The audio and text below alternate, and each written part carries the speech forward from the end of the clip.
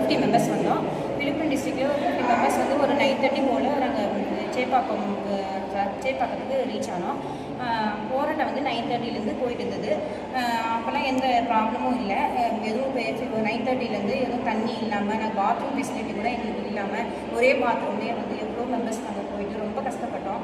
எங்களுக்கு அந்த ஃபெசிலிட்டி எதுவுமே அவங்க பண்ணி தரல. குடிக்கிற தண்ணிக்கும் சரி எதுவுமே வந்து அவங்க ஃபெசிலிட்டி இல்லை. 5:30 போல் பேச்சுவார்த்தைக்கு கூப்பிட்டாங்க. 5:30 போல் பேச்சுவார்த்தை வந்து எங்களுடைய மாநில நிர்வாகிகள் போனாங்க. அது போனதில் வந்து அவங்களுக்கு வந்து உடன்பாடு இல்லை, எங்களுக்கும் உடன்பாடு இல்லை. அதனால் வந்து நாங்கள் போராட்டத்தை வந்து கண்டினியூ பண்ணணும்னு சொல்லிட்டு ஒரு 6:30 வரைக்கும் இருந்தோம். அந்த 6:30க்கு அப்புறமா வந்து போலீஸ் வந்து எங்களை வந்து இது பண்ணி எங்களை வந்து பஸ் எடுத்துகிட்டு வந்து பஸ்ஸில் ஏறுங்கன்னு அரெஸ்ட் பண்ணிட்டாங்க. அரெஸ்ட் பண்ணும்போது கூட வந்து வலுக்கட்டாயமாக எடுத்துகிட்டு போனாங்க. எல்லா ஸ்டாஃப் நர்ஸையுமே வலுக்கட்டாயமாக எடுத்துகிட்டு போனாங்க.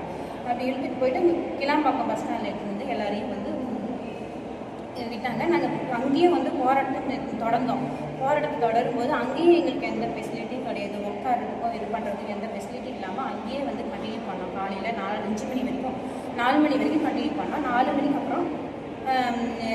அப்புறம் வந்து கிளாம்பாக்கம் பஸ் ஸ்டாண்டில் உட்கார தான் முடிஞ்சுது. எங்கேயும் படுக்கவும் முடியல. ஏன்னா அங்கே அப்போயெல்லாம் பயணிகள் நடமாடுற இடம். அதனால ரொம்பவும் கஷ்டப்பட்டோம். அதுக்கப்புறம் வந்து 5:30க்கு வந்து 4:30 போல் எங்கள் ஊரப்பாக்கத்தில் இருக்க பிஆர்என் மண்டபத்தில் இருந்து எங்களை எல்லாருமே அரெஸ்ட் பண்ணிட்டாங்க. 1200 மெம்பர்ஸ் இருக்கோம். இப்போ வந்து நாங்கள் எங்களுடைய கோரிக்கைகளை வந்து வெளியில் இப்போ சொல்ல முடியல. அதனால் மற்ற டிஸ்ட்ரிக்டில் இருக்கிற செவிலியர்கள்லாம் எங்கள் சென்னைக்கு வந்து போராடினாலும் எங்கள் கூட சேர்ந்து போராடினாலும் பரவாயில்ல.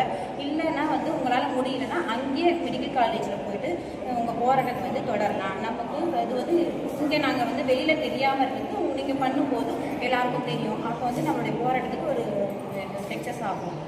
அதை வந்து காது கொடுத்து கேட்பாங்க. நம்ம கோரிக்கைகள் வந்து அப்போ தான் நிறைவேற்றப்படும்.